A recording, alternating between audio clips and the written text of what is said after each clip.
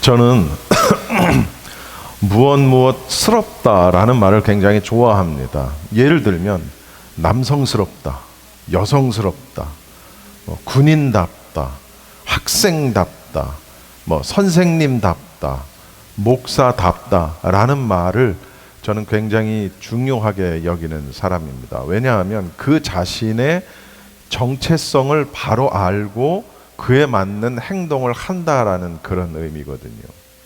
여러분, 만약에 제가 남자인데 뛸 때마다 이러고 뛰면 제가 뛸 때마다 막 이러고 뛰고 막 머리를 막 이러고 한다고 생각을 해보십시오. 그러면은 조금 이상하지 않습니까? 저 친구는 남자인데 좀 여성스럽네, 그럴 수 있겠죠. 그러니까 그에 맞는 행동을 한다라는 의미에서 무엇스럽다라는 것은 굉장히 중요한 말이라고 저는 생각합니다.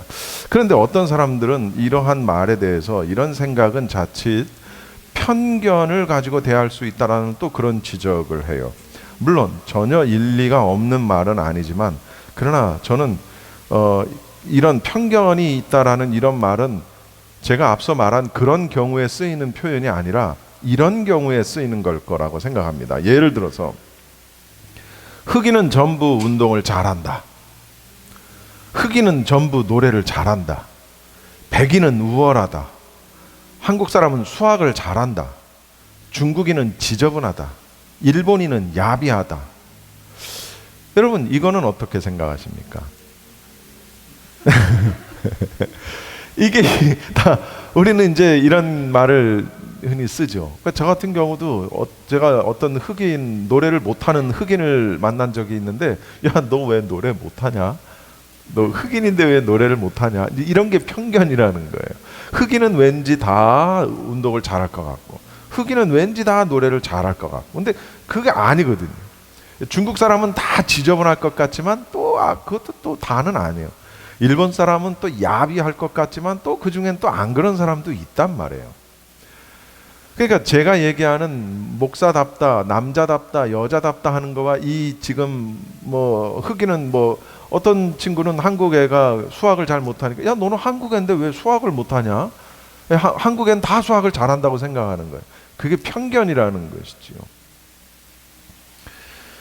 남자답다, 여자답다, 군인답다, 목사답다, 장로답다, 집사답다, 교인답다라는 말은 편견이 있을 수 없는 거예요. 목사지만 못돼 처먹을 수도 있다, 이거는 안 되는 말이잖아요. 그렇죠? 장로지만 역시 못돼 처먹을 수 있다, 이거는 있을 수 없는 얘기란 말이에요. 교인이지만 저 사람은 참 못됐다, 이런 말은 있을 수 없는 얘기란 말이에요. 흑인은 노래를 다 잘하지만 못할 사람도 있다, 이거는 우리가 이해할 수 있으나 제가 말하는 답다 말하는 말은 그걸 구분을 해야 된다라는 얘기죠. 여러분, 믿는 자들에게는 믿는 자들의 다움이 있어야 된다라는 것이죠. 믿는 자들은 믿는 다움이 있어야 된다라는 것이죠. 예수님의 제자들에게는 반드시 제자다움이 있어야 한다라는 겁니다. 그렇다면 제자다움이라는 것은 무엇일까라는 것이죠. 그게 이제 오늘 본문에 나와 있는 겁니다. 오늘 본문은 예수님께서 제자들에게 하나님 나라의 백성으로서 그들과 수평적인 관계, 그러니까 수평적인 이웃과의 관계, 그리고 수직적인 하나님과의 관계의 삶 속에서 가져야 할 덕목들, 그리고 교훈들을 우리에게 가르쳐주고 있는 장면이에요. 그래서 오늘 제목을 제가 제자의 덕목 이렇게 붙였습니다만, 사실은 제자답다라는 것은 이런 제목을 붙여도 얼마든지 가능한 그런 본문입니다. 자, 처음 두 가지는 아까도 얘기했지만 사람과 사람과의 수평적인 관계를 이야기합니다. 먼저 첫 번째, 오늘 성경에서는 그 사람과의 관계에서 다른 사람을 실족시키지 마라라고 권면하고 있습니다. 다른 사람을 실족시키지 마라. 1절 말씀에 보면 예수께서 제자들에게 이르시되 실족하게 하는 것이 없을 수는 없으나 그렇게 하는 자에게는 뭐다? 화로다. 여기서 실족하게 한다라는 그 원어의 뜻이 뭐냐면 이런 거예요. 원래 새라든가 무슨 뭐 짐승이라든가 이런 거를 잡기 위해 쳐놓은 덫을 이야기하는 겁니다. 이 원어의 의미가 실족하게 하다라는 원어의 의미가 덫, 올무 또는 파놓은 함정 이런 거를 의미하는 거예요. 그러니까 여기서 실족하게 하는 것이라는 말은 사람들로 하여금 넘어지도록 또는 죄를 짓도록 유혹하는 모든 행위를 총괄하는 것이 바로 실족하게 하는 것이다. 이것은 다분히 의도적인 것을 이야기하는 거예요. 시편 140편 5절에 보면 이런 말씀이 있어요. 교만한 자가 나를 해하려고 올무와 줄을 놓으며 길 곁에 그물을 치며 함정을 두었나이다. 실수 때문에 실수로 어쩔 수 없이 발생하는 것을 말하는 게 아니라 이건 고의로 사람을 넘어뜨리게 하는 걸 이야기하는 거예요. 실족하게 하다. 보세요. 죄악으로 가득 찬 이 세상, 우리는 또 다 죄인이죠. 그러면서 우리 성도들이라 할지라도 이게 악의로든 아니면 뭐 그렇지 않든 간에 서로 간에 걸림돌이 될 소지가 충분히 있다라는 거예요. 그래서 우리가 주의해서 피차 덕을 세우는 일이 그래서 굉장히 중요하다라는 것을 지금 의미하는 겁니다. 실족하게 하는 일, 그게 성경은 오늘 뭐라고 얘기하냐면 없을 수는 없다.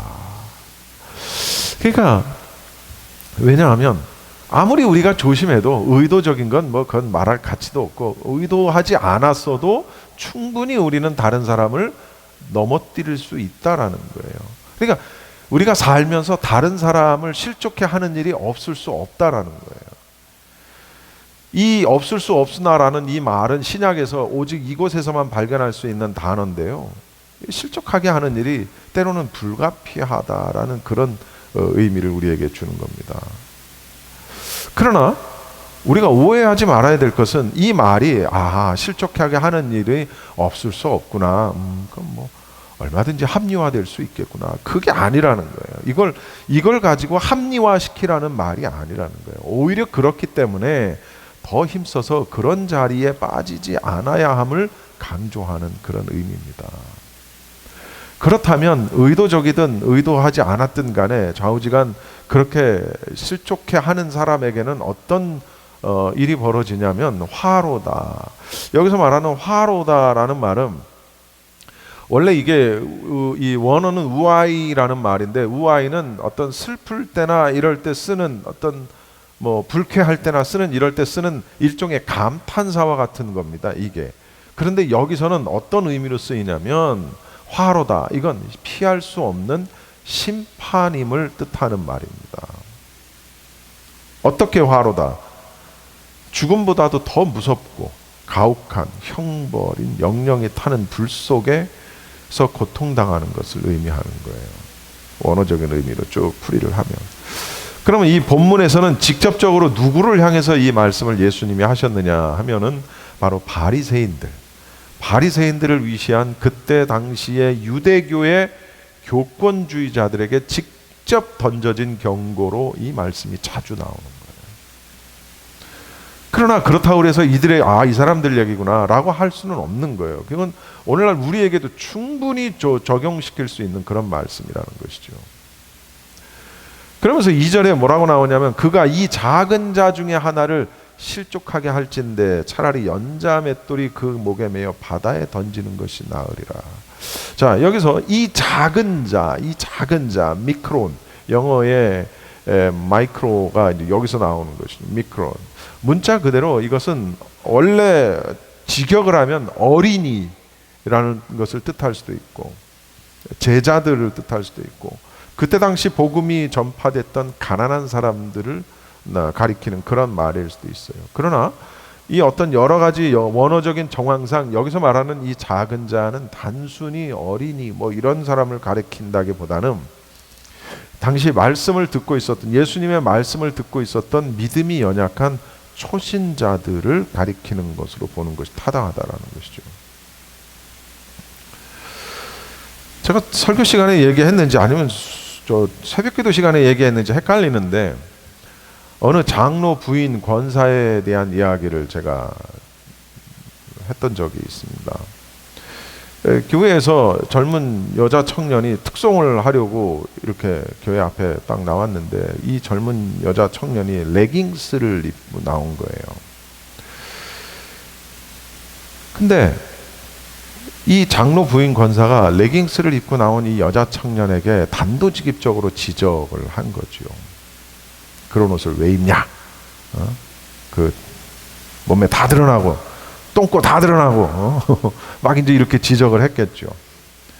근데 이게 일이 커졌어요. 그래서 결국은 결론만 말씀을 드리면 이 여자 청년도 교회를 떠나게 됐고 이 장로 부부도 결국 교회를 떠나게 됐고 목사는 병들어서 한의원 다니고 그 사모는 대상포진에 걸리고 이런 일이 있는 겁니다. 근데 이 장로 부인 권사의 이러한 것이 한 번이었겠냐고요.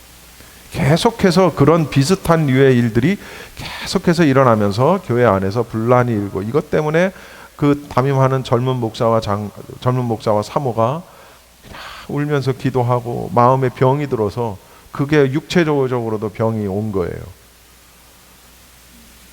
물론 이제 그 외적인 또 다른 여러 가지 것들이 있습니다만 이런 겁니다. 레깅스를 입었다는 것 때문에 그걸 지적을 해서 그도 떠나고 자기도 떠나고 목사 부부는 병들게 만들어버리는 이런 일입니다. 이런 사람은 어떻게 하라고요? 연자맷돌 이야기가 나옵니다. 연자맷돌. 연자맷돌이 뭐냐면 곡식의 큰 알갱이를 작은 가루로 만드는 기구잖아요. 맷돌이라는 게. 근데 이 맷돌은 우리가 알다시피 작은 건 사람이 손으로 돌리지만 큰 맷돌은 나귀나 이런 짐승이 거기에 이제 걸어서 천천히 이렇게 도는 그게 연자맷돌이란 말이에요. 이 맷돌, 이렇게 큰 이 맷돌을 목에 매어서 바다에 던지는 게 낫다는 거예요. 근데 이게 이 표현이 왜 쓰였냐면은 그때 당시 고대 로마나 수리아, 그리스 이런 나라에서는 여러 가지 사형 제도가 있는데 이 연자맷돌을 목에 매서 바다에 수장하는 게 그때 당시에 있었던 사형 제도 중에 하나였다라는 거예요. 그럼 이거는 누구에게 주어지는 형벌이냐? 공공질서를 파괴한 가장 극악무도한 자에게 주어지는 사형이 연자맷돌을 목에 걸어서 바다에 던지는 거예요. 그러니까 여기서 작은 자라는 앞서 표현이 있잖아요. 그 작은 자라는 표현과 대비를 이뤄서 다른 사람을 실족하게 하는 것이 얼마나 크고 심각한 것인가를 실감 있게 표현해 주고 있는 거예요. 우리는 그것이 연자맷돌을 목에 걸어서 뭐야? 이럴 수 있지만 그때 당시 사람들은 연자맷돌을 목에 걸어 바다에 수장한다는 게 어떤 의미인지를 알기 때문에 이게 굉장히 이런 것들은 이제 문화적인 표현이죠. 그러나 우리가 뭐 굳이 문화적인 표현 아니어도 우리가 가만히 생각해도 그 연자맷돌을 목에 걸어서 바다에 그 작은 자를 실족하게 하는 죄가 얼마나 무서운지를 여기서 지금 보여주고 있는 거예요. 그러니까 제자다움의 첫 번째는 다른 사람을 절대로 실족하게 하지 마라라는 거예요.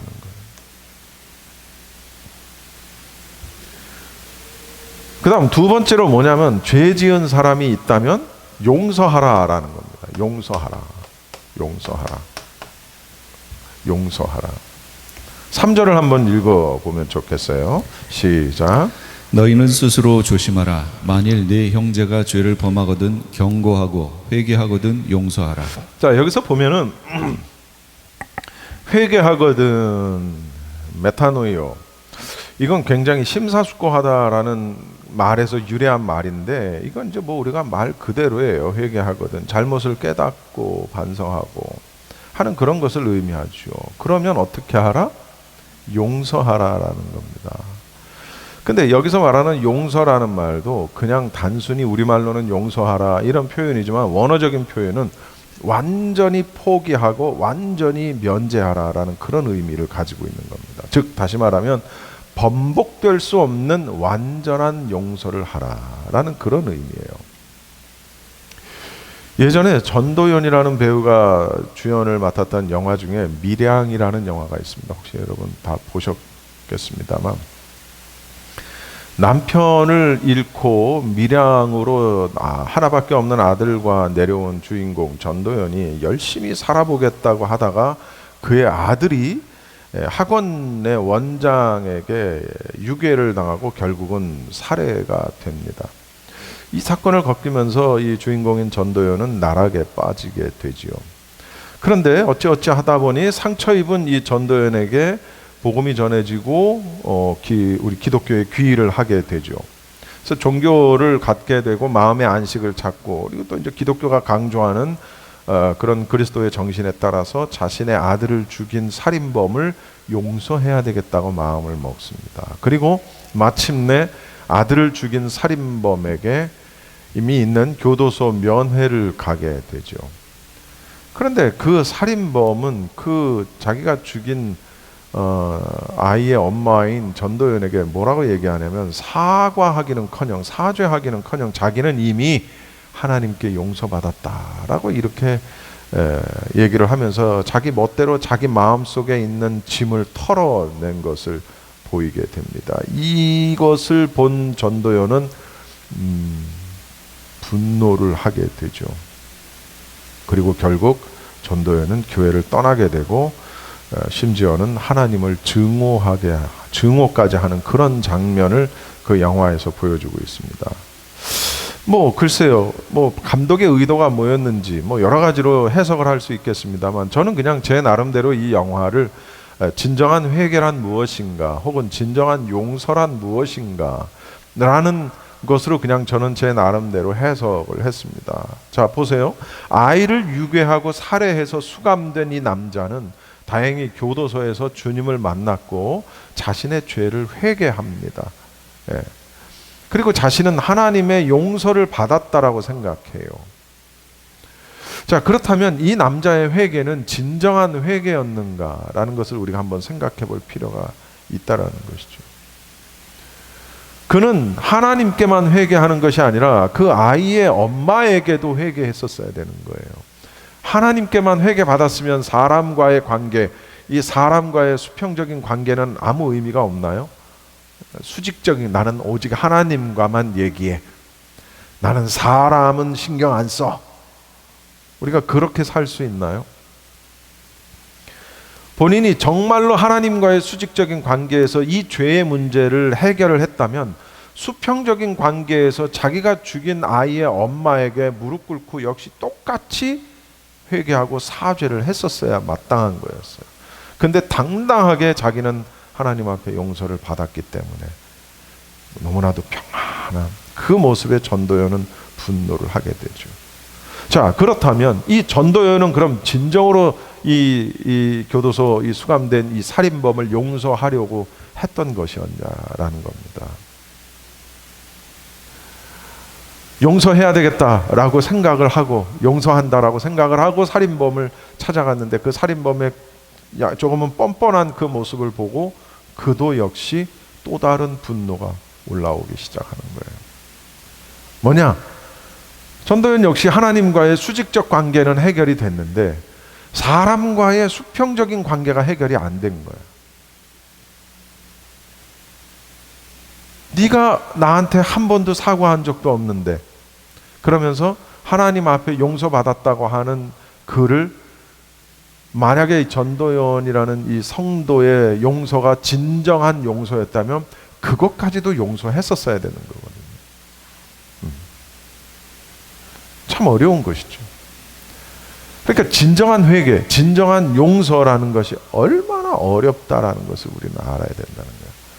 그걸 성경에서는 뭐라고 표현하냐면 4절에 하루에 7번이라도 너한테 죄를 짓고 7번 와서 내가 회개한다 해도 그를 용서하라는 거예요.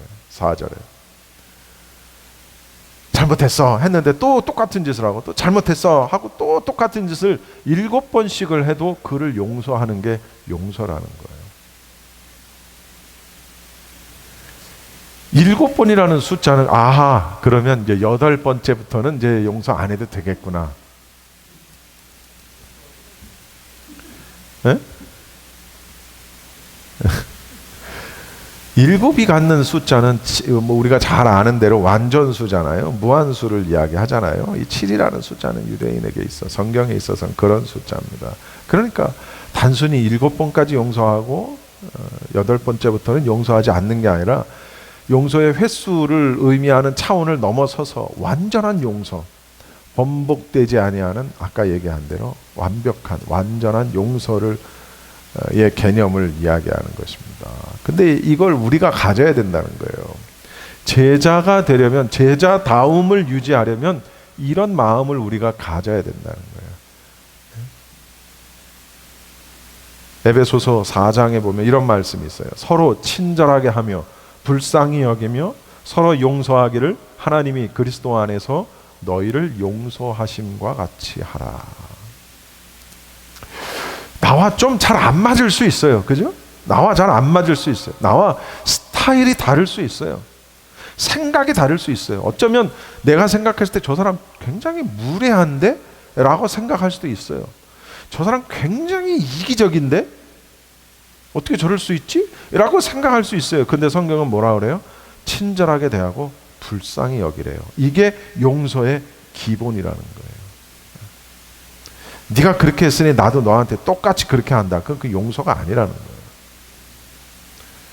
누구보다도 이상하고 무례한 사람이 누구냐? 그게 나예요, 나. 다른 사람 얘기할 거 없다니까. 하나님이 보시기에 내가 가장 무례하고 내가 가장 이상한 사람이, 내가 가장 이기적이라니까는요. 근데 하나님 그것을 용서해 주셨잖아요. 그래서 주기도문에도 내가 다른 사람을 용서한 것처럼 나도 용서해 달라고.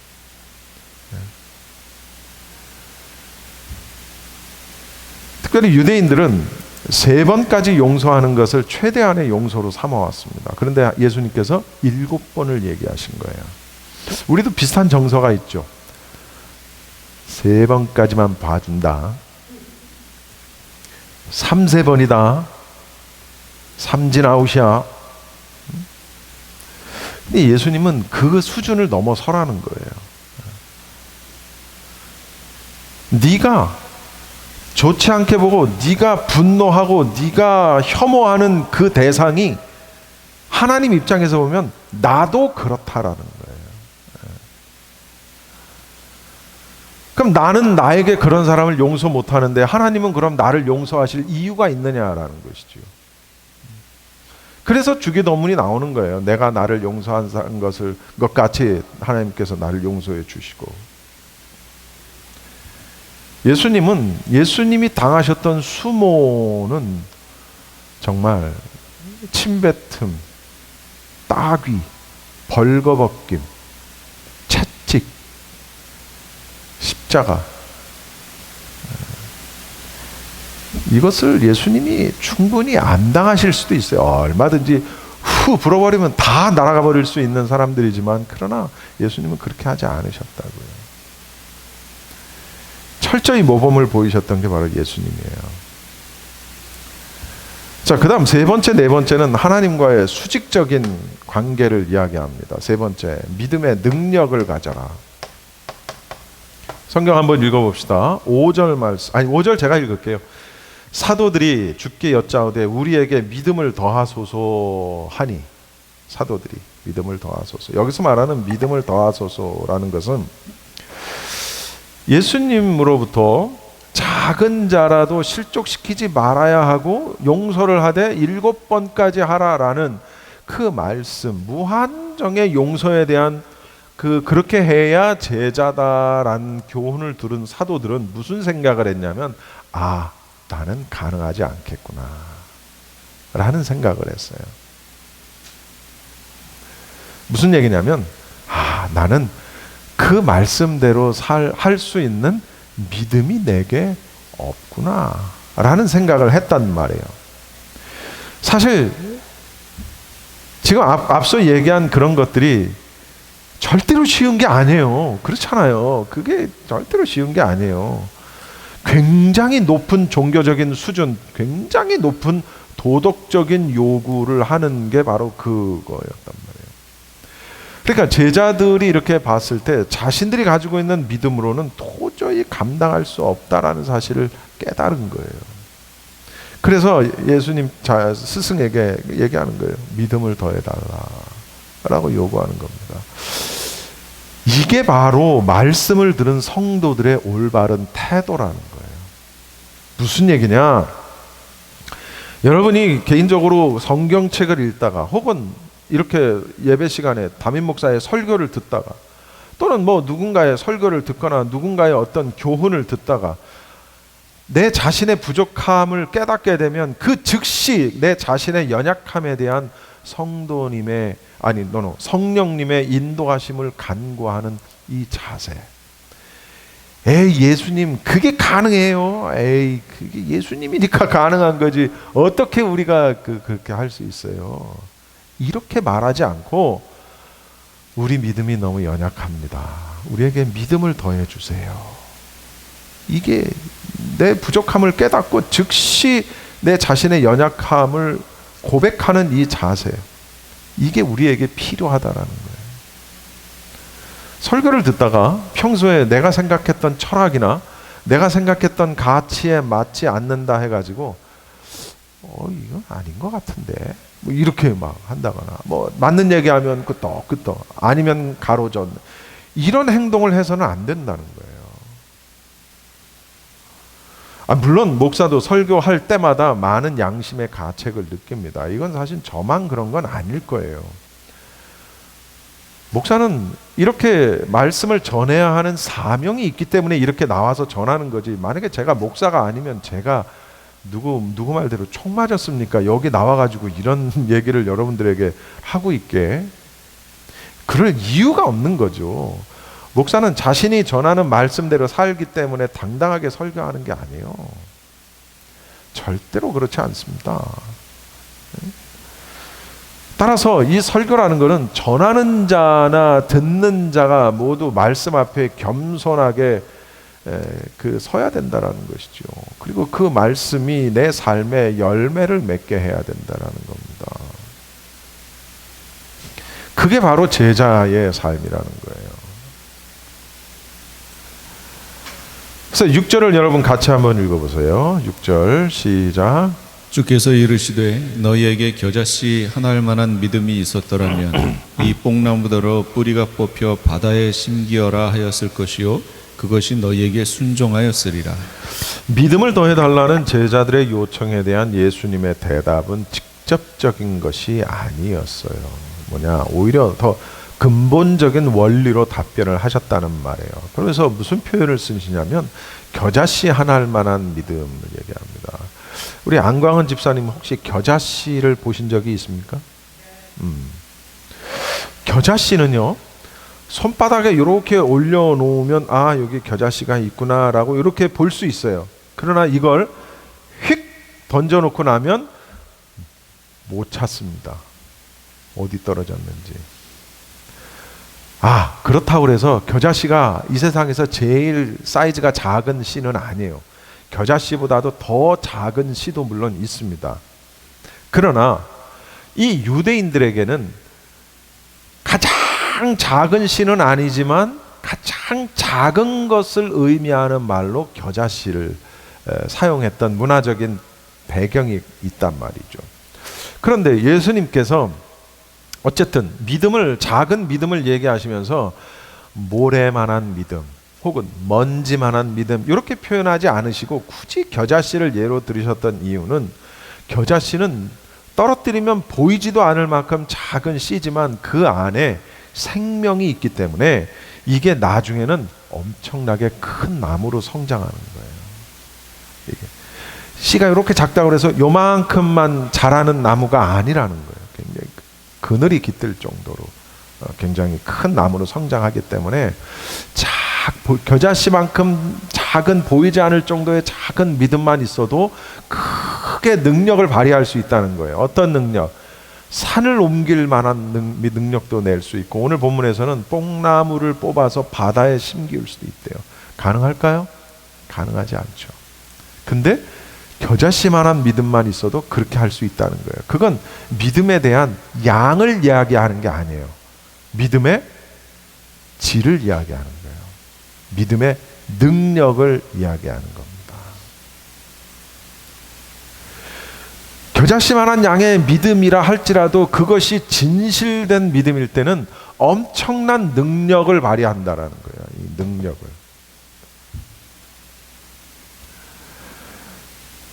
그러니까 결국은 우리는 믿음이 있다 하지만 이런 능력이 있는 믿음이 아니라는 거예요. 무슨 얘기냐? 우리가 다 저를 포함해서 다 믿음이 있다라고 이야기합니다. 그러니까 여기 앉아 있겠죠. 그러나 능력이 우리가 있다면 과연 우리의 삶이 변화하고 있느냐? 순교는 할 수 있을 것 같은데 우리의 습관조차도 바꿀 수 없는 그런 믿음을 우리가 가지고 있다고요. 우린 충분히 머리에다 총기를 들이대도 나는 예수님을 믿습니다라고 고백할 수 있을 것 같은데, 근데 우리는 우리의 작은 삶의 습관조차도 바꾸지 못하는 무능력한 믿음을 가지고 있다는 거예요. 믿음의 능력, 정말로 우리가 제자라면 그 제자의 믿음의 능력을 우리가 가지고 있어야 된다는 거죠. 그리고 이제 마지막으로 겸손한 헌신이 있어야 되는데, 이 헌신의 당위성이 있어야 된다는 거예요. 이게 무슨 얘기냐면 그냥 헌신이 아니라 이 헌신에 대한 당위성이 있어야 된다. 그러면 이게 무슨 의미냐면, 이거는 7절부터 10절까지인데요. 이 내용은 제가 하나하나 풀이하지는 않겠습니다. 7절부터 10절까지 여러분이 읽으시면서 이 내용을 이해하시면서 읽어보시기 바랍니다. 7절부터 시작. 누구에게 밭을 갈거나 양을 치거나 하는 종이 있어 밭에서 돌아오면 그더러 곧 와 앉아서 먹으라 말할 자가 있느냐? 도리어 그더러 그 내 먹을 것을 준비하고 띠를 띠고 내가 먹고 마시는 동안에 수종 들고 너는 그 후에 먹고 마시라 하지 않겠느냐? 명한 대로 하였다고 종에게 감사하겠느냐? 이와 같이 너희도 명령받은 것을 다 행한 후에 이르기를 우리는 무익한 종이라 우리가 하여야 할 일을 한 것뿐이라 할지니라. 우리가 다 무익한 종이라 우리가 하여야 할 일을 한 것뿐이라. 이게 헌신의 당위성이라는 거예요. 다시 말하면 주인을 충실하게 섬기는 종은 어떤 보상이나 칭찬을 바라지 않는다는 거예요. 종들은 자신이 맡은 일을 그냥 충성스럽게 마땅한 것처럼 하지 해놓고 뭔가를 요구하지 않는다는 거예요. 우리가 헌신을 이만큼 했으니 하나님 복 주세요, 이렇게 하지 않는다는 거예요. 내가 이만큼 하면 하나님이 이만큼 주시겠지, 이렇게 하지 않는다는 거예요. 그러니까 그런 헌신은 헌신이 아니라는 거예요. 헌신은 당연한 거라는 거예요. 당위성, 당연한 거. 종이 열심히 일해놓고 나 열심히 일했으니까 뭐 해주세요, 이렇게 하겠느냐? 그렇지 않다라는 걸 지금 말하는 거예요. 굳이 고백한다면 나는 무익한 종입니다 라는 것밖에 고백할 게 없다는 거예요. 이 무슨 얘기냐? 주님께서 정말 제자들에게 요구하는, 충실한 제자들에게 요구하는 것은 오직 겸손과 순종과 겸손의 자세라는 것이죠. 그러니까 우리 안에 겸손과 순종이 없으면 무얼 해놓고 생색을 내는 거예요. 그런 사람들이 있잖아요. 생색 내는 거 좋아하는 사람들이. 내가 막 자기가 한 미담을 자기가 얘기해. 남이 얘기해야 그게 미담인데 자기가 얘기해. 그래놓고 아무도 얘기 안 해서 그냥 내가 얘기한다고.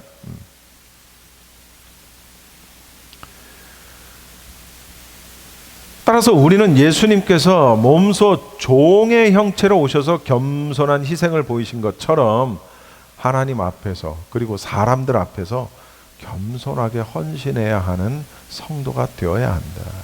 그것이 바로 우리가 제자다움의 자세다라는 것이죠.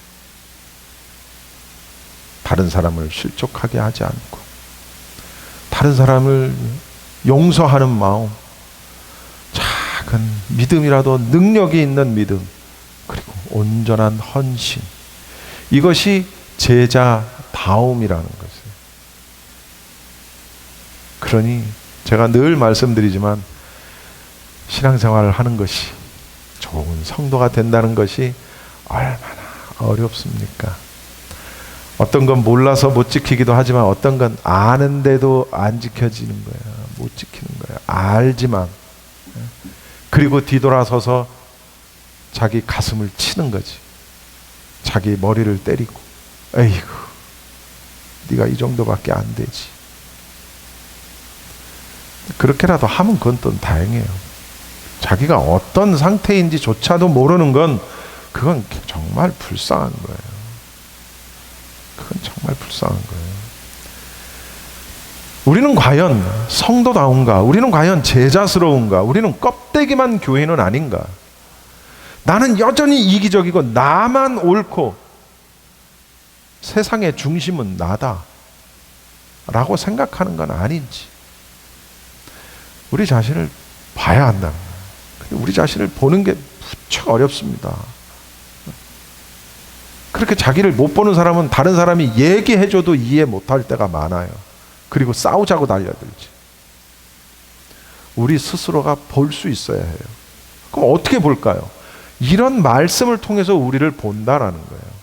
나는 실족시킨 사람이 있지는 않은지, 내 말과 내 행동 때문에 누군가가 실족한 적은 없는지를 봐야 되는 거예요. 나는 다른 누군가를 진심으로 용서한 적은 있는지, 내 믿음은 산을 옮길 만한 믿음을 내가 가지고 있는지, 내가 온전한 헌신을 내가 정말 하고 있나? 누가 봐주기를 원하지 않, 목사가 봐주고 칭찬해 주기를 기다리지 않나? 하나님께 보상을 요구하지는 않는가? 바리새인들처럼 정해진 시간에 기도하는 거예요. 그건 참 좋은 거죠. 근데 왜 하필이면 사람들이 보는 앞에 가서 두 손을 들고 이러고 기도하냐고. 나 기도한다. 그런 거예요. 11조? 안 드려도 되는 11조까지 다 드리는 거예요. 나 이렇게 한다 지금. 그냥 적어도 오늘 말씀에 이 네 가지 것만 가지고도 내 스스로를 바라볼 수 있어야 돼요. 이것이 바로 우리의 거울이라는 거예요. 이것들을 한번 바라볼 수 있는 그런 저와 우리 여러분 모두가 다 되시기를 바랍니다. 그래야 참 신자, 참 제자, 참 사랑을 하는 사람, 예수님을 진짜로 닮은 제자가 되어야 한다라는 겁니다. 기도하겠습니다.